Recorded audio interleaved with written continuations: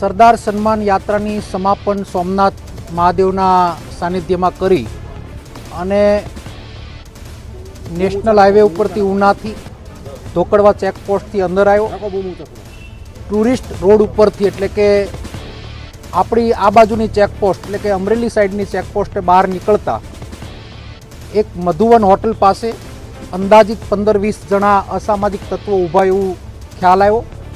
રસ્તામાં ગાડી અટવાવાથી ટાઈમિંગ થોડુંક મોડું હતું અને ટ્રાવેલિંગના કારણે હું આરામમાં હતો। મારા ડ્રાઈવરે મને એલર્ટ કર્યો અને અમારી પદ્ધતિ પ્રમાણે ગાડી અમે સ્પીડમાં કાઢી લીધી અને ત્યારબાદ ફરી એક બાજુના દુધાળા ગામથી અમે લોકોને ત્યાં મોકલ્યા। એટલે 2-3 ફોર વ્હીલર અને અસામાજિક તત્વો ત્યાં હાજર હતા।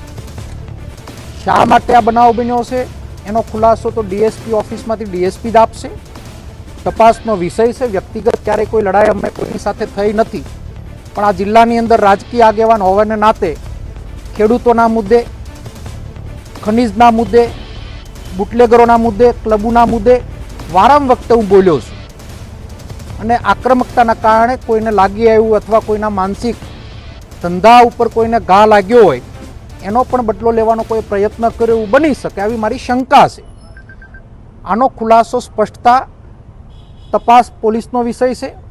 તરત મેં ડીએસપીને જાણ કરી, આઈજી સરનો પણ મને રાતના ફોન આવ્યો અને આખું ધારી કોર્ડન કરી અને આ અસામાજિક તત્વોને પોલીસ ગોતી રહી છે। અત્યારે ડીએસપીએ મને અસ્વસ્થ કર્યો છે અને ખાતરી આપી છે અને ફરિયાદ ધારી આપવા હમણાં જ મારા ડ્રાઈવર જવાનો છે, ફરિયાદ પણ અમે દાખલ કરાવવા જઈ રહ્યા છીએ।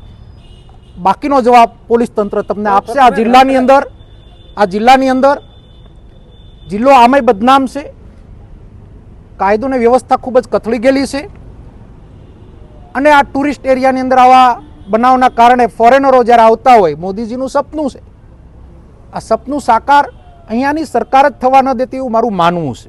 એક જાહેર જીવનના વ્યક્તિ ઉપર, એક પાર્ટીના પ્રમુખ ઉપર હુમલો થયો એટલે કે કોંગ્રેસ ઉપર આ હુમલો એવું મારું માનવું છે। કારનો નંબર પણ એક વિડીયોમાં સ્પષ્ટ દેખાય છે, શું કહો છો એને?